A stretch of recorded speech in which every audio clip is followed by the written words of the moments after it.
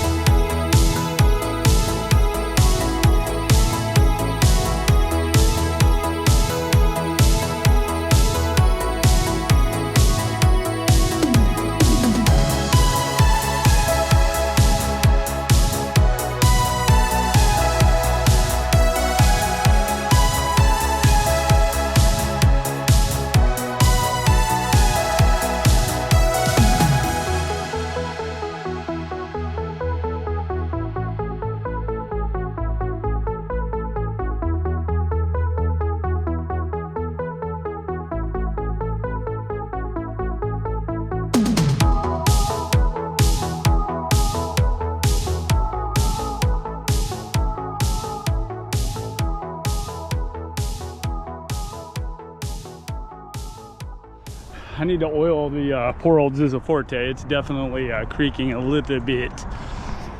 We might go down by the river, but I don't know. Because I do want to kind of talk to you guys about this bike. But I want a quiet place where there's not a bunch of teenagers running around and being loud and obnoxious because my ADD just starts acting up like crazy.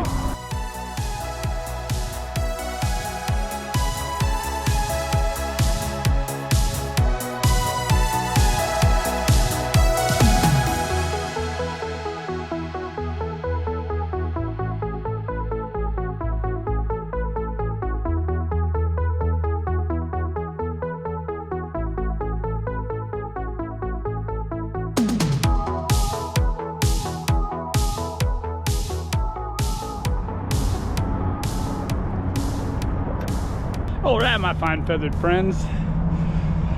I'm gonna talk to you a little bit about some of the upgrades that I've done to this bike. But before we do that, I just really wanted to talk a little bit about why this is my favorite folding bike. Obviously, I put this thing under a lot of stress. I've put it under just as much stress as I ever did the Brompton, okay? And this bike has held up just fine. I have not had a problem with this bike overall. God, I've taken this thing across the Rocky Mountain Range. We rode over Loveland Pass. We did so much with this bike. I mean, it has just been a spectacular, phenomenal touring bike. Obviously, I've had it loaded down. It's been a great, commuter bike. It's been really good in so many different ways. It's also a fun bike to ride around, man. I have enjoyed myself on this bicycle. A lot of people tend to think that I'm mad at Brompton. I'm not, guys. I really am not. It's just that I'm going to use the Brompton for what it's designed to be used for. You know, they seemed very disgusted at the fact that people would use it for other things, you know, find newer and creative ways to ride that bike. To me, a bike's meant to be ridden, you know, it doesn't matter what you're doing. A company should be happy that you're out there riding the bike and having fun on it. Isn't that what the whole point is about? Zizo wants people to ride their bikes. They want people to load their bikes full of bags. They sell their own bags, you know, they sell their own trailer. They're not going to sit there and say, oh my God, you can't use a trailer, or oh my God, you can't use bags. They love people decking their bike out with accessories and going out there and riding it. They're also a company that can take criticism, okay? My first Forte, I loved that bike, okay? I loved the whole bike. I just didn't like the drivetrain on it, and I made a video about it, obviously. And did Zizo get mad? Did they cry? No, they didn't cry. They sent me the 2023 Forte and said, hey, Brian, try this out. See how you like it, and give us your honest opinion. They weren't coercive. They didn't say, oh, tell us what we want to hear, and we'll send you a bike or any of that crap. They actually basically told me, be honest, tell us what you think.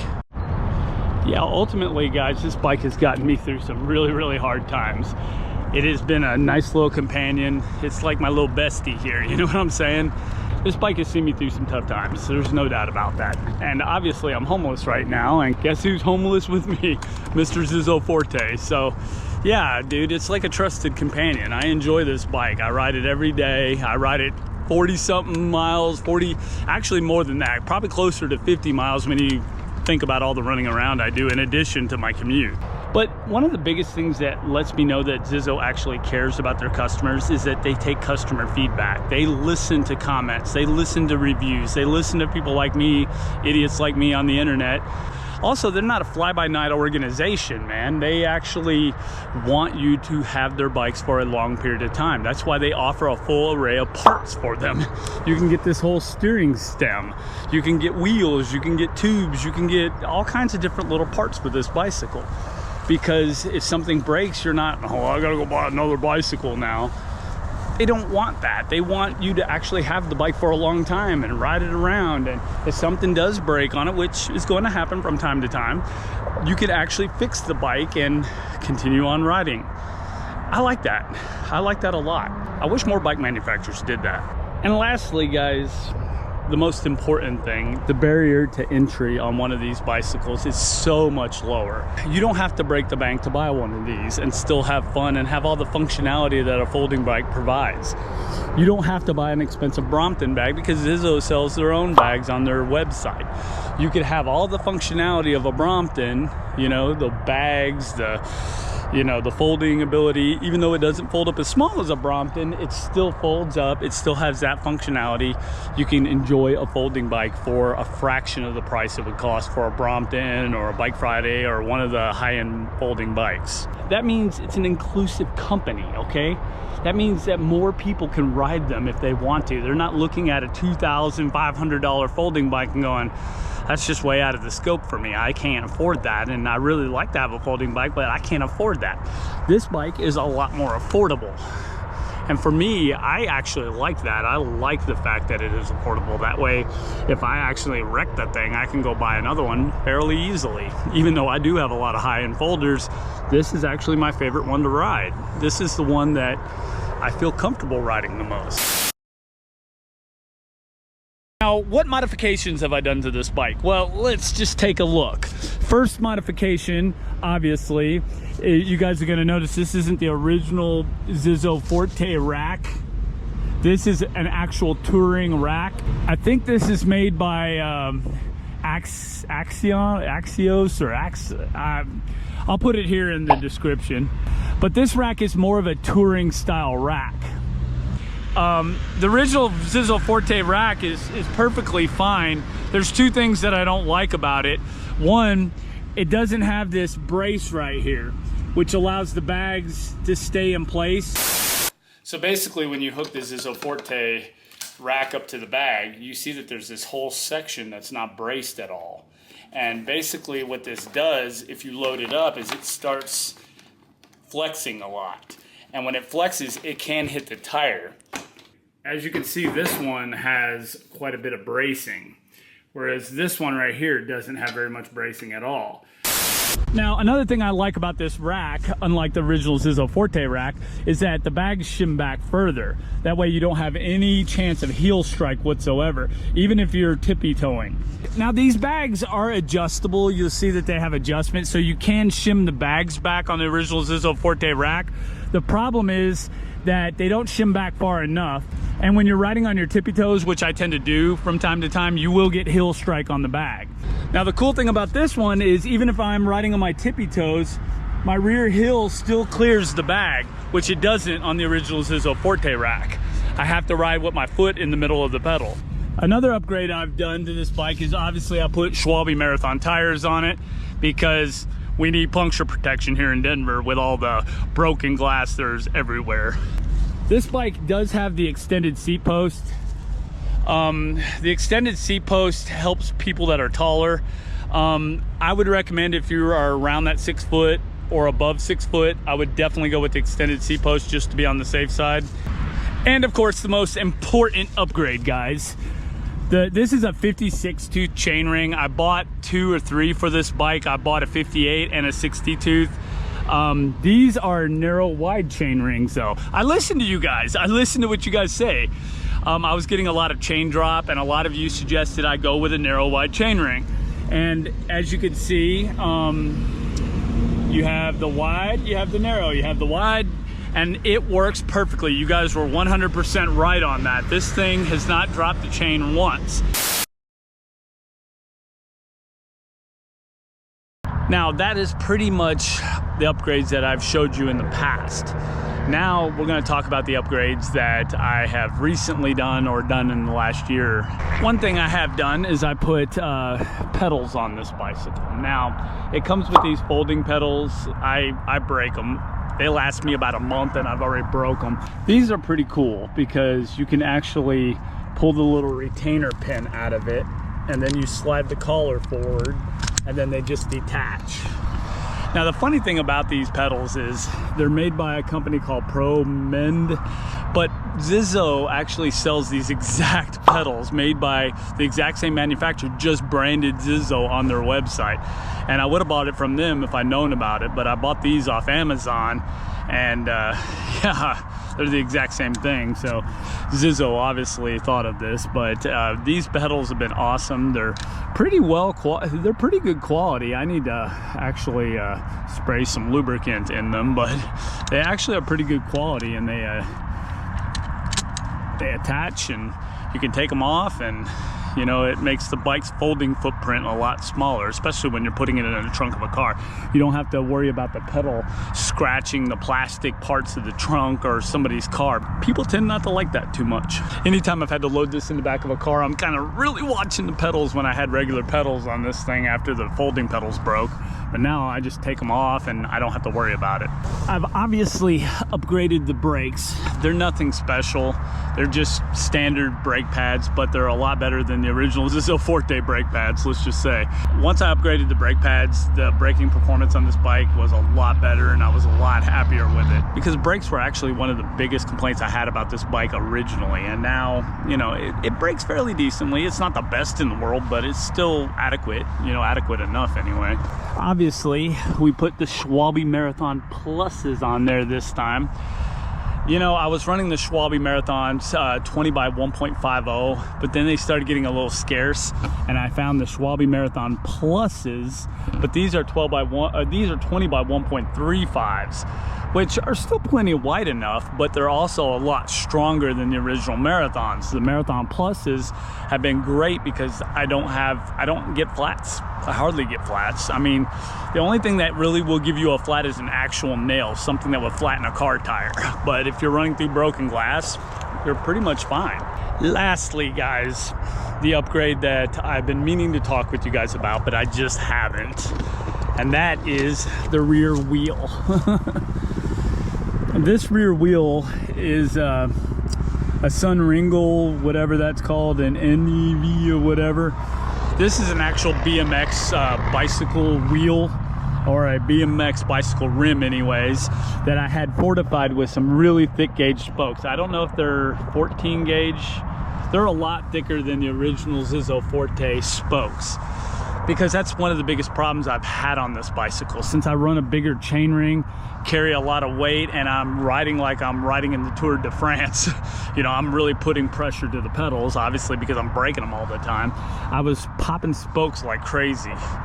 Now, the way I combated this originally was I bought 2 Zizo Forte rims, and I would, you know, ride it for about a month, and then the spokes would start breaking, and then I would take it to the bike shop and they would fix it, and then I'd have a spare, and then, you know, I kind of just switch out. I went through that for about a year until I finally got the bike shop to build me a wheel, a strong wheel. Forget the fact that there's silver spokes. I told them to put black on there, but for some reason they put silver, and I wasn't going to get them to redo it because it took them about a month to get this done. But one of the cool things is we use the original Zizo Forte hub, which I was really pleased about.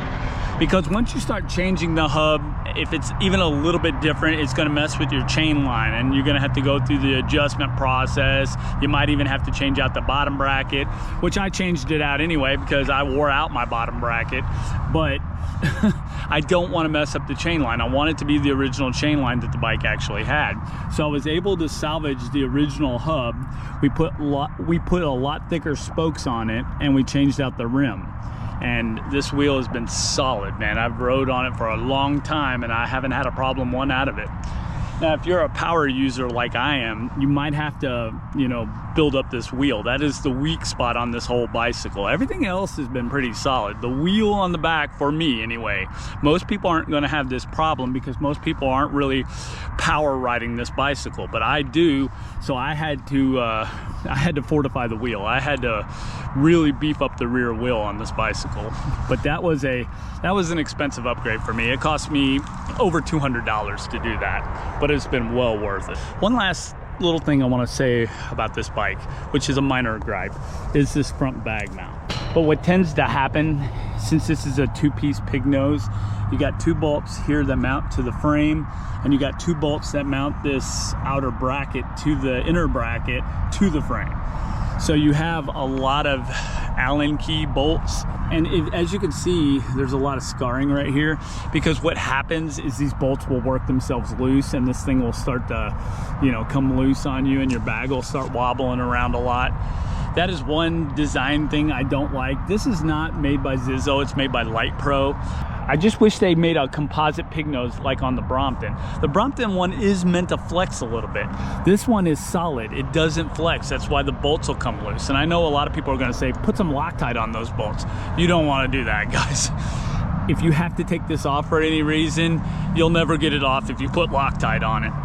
Regardless of anything, I don't like having to tighten it up again and again and again, because eventually these hexes will strip out like mine have stripped out. So I had to kind of chisel one of these off one time. That's a minor gripe. That's one thing I wish they would actually fix, is they would actually make a solid pig nose for this thing. A 1-piece kind of a composite like that's on the Brompton. But the shifting has been great. I haven't had a problem with the shifting. Oh, another minor gripe, okay. This has no locking feature on it anymore. The main lock, the main clamp, I don't know what happened to it.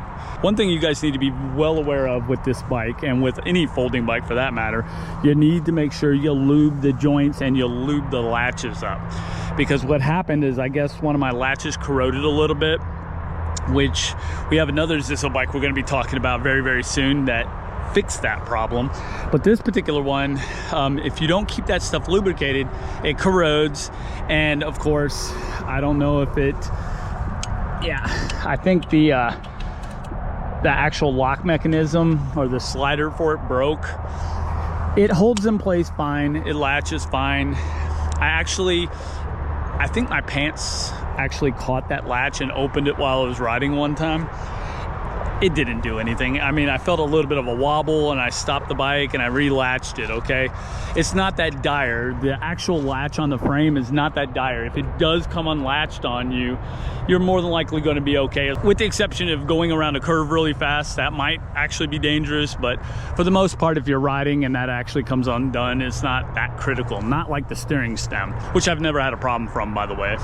But yeah, that's been one of the only issues, that pig nose. pretty much it. I replaced the brake pads, obviously put better brake pads on it, reinforced the rear wheel. Ultimately, it's been a really good bike. I mean, one thing I did put on it was a different seat. I put a Cloud 9 seat on it because I wanted it to kind of go with the theme here. The original Zizzo Forte seat is not bad, but it's too wide for my butt and it makes my butt hurt. This one is wide enough just to be comfortable. You know, it's got enough cushion for the pushing, you know, pedal pushing. It's got enough of that, but it's not so wide that it actually rubs against your thighs. So it's actually not bad. Plus, it's actually a little bit more of a quality seat because the original seat kind of started coming apart. The vinyl started coming loose on it. So yeah, not a big deal. I mean, saddles are pretty personalized.